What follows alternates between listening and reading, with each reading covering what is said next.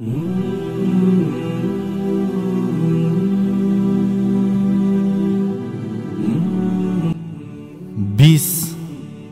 Allah İslam menen улуу кылган элбиз.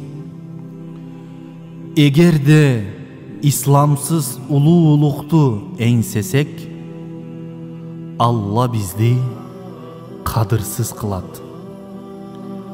Умар радиаллаху анху.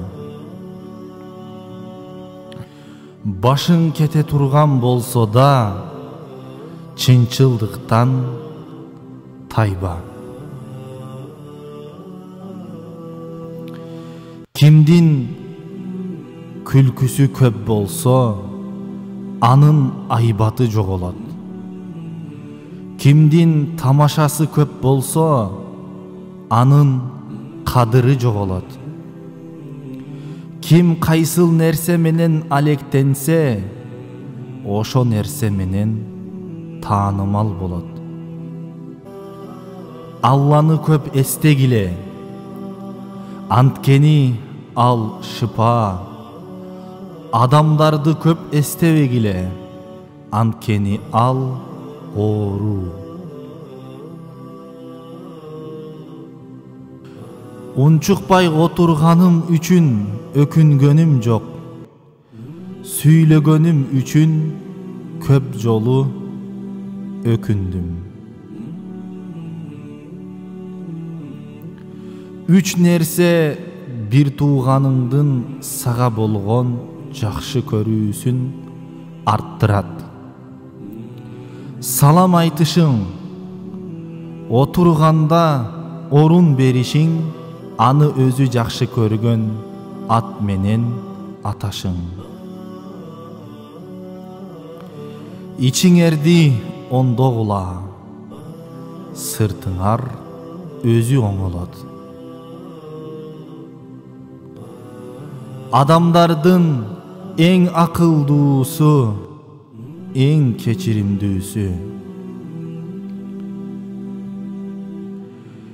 Эгерде адамдар өз дүйнөлөрүн оңдоо үчүн диндеги бир нерсени ташташса, анда Аллах Таала аларга андан да зыяндуураак нерсени берет.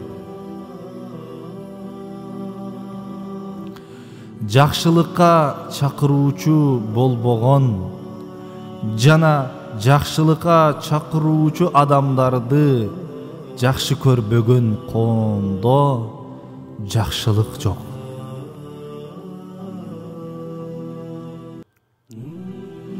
Силердин бирөөңөр, о Аллахым, мага ырыскы бер деп отура бербесин.